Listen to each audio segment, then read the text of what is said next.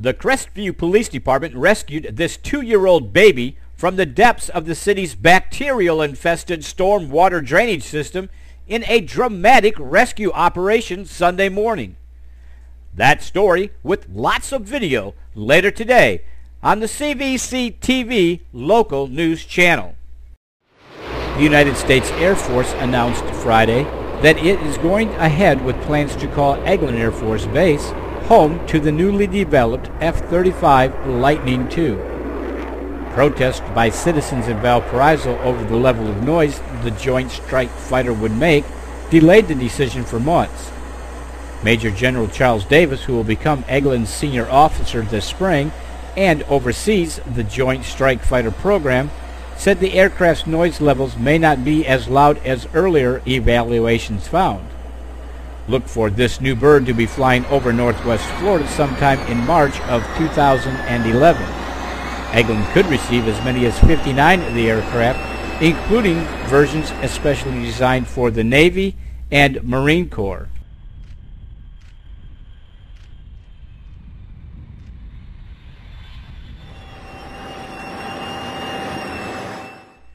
A female Okaloosa County Sheriff deputy was attacked in the parking lot of a Crestview store Thursday afternoon, with the assailant breaking the windshield out of the deputy's car and damaging others with shopping carts.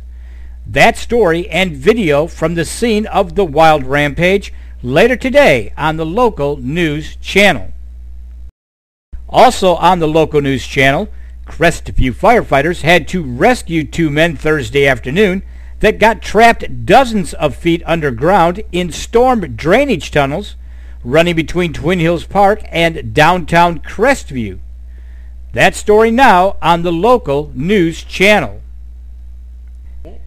On the cvctv community channel, City Administrator Mike Wing and his assistant Eric Davis met with around 12 Main Street business owners to discuss newly proposed downtown parking and development ordinances and gather feedback from the business owners to take back to the City Council.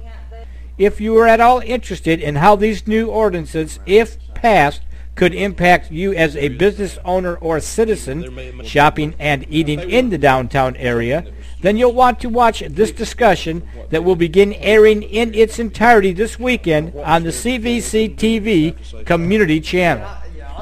The Okaloosa County Sheriff's Office has arrested 2 men in connection with the January 27th armed robbery of the South Avenue Coin Laundry in Fort Walton Beach. Find out who they are today on the local news channel.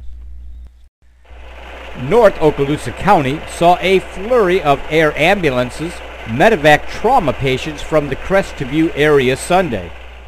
One individual was flown by air ambulance to a Pensacola trauma center early Sunday morning with at least 1 gunshot wound.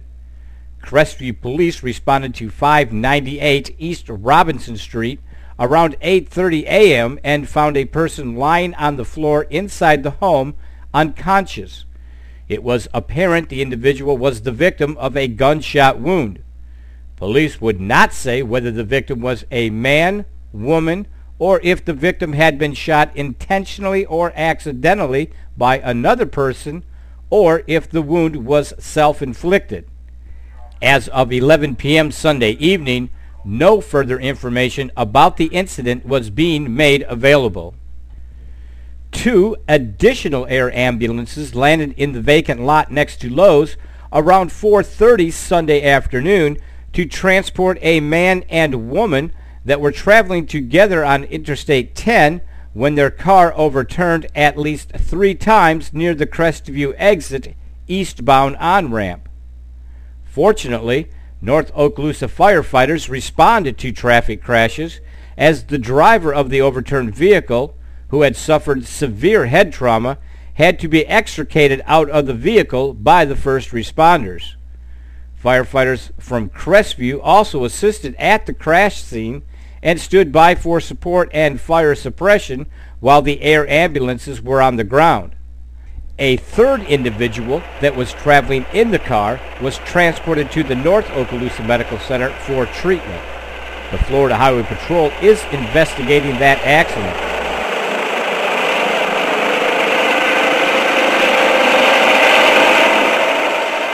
If it's happening in North Okaloosa County, then most likely you will see and hear it here first on Crestview Community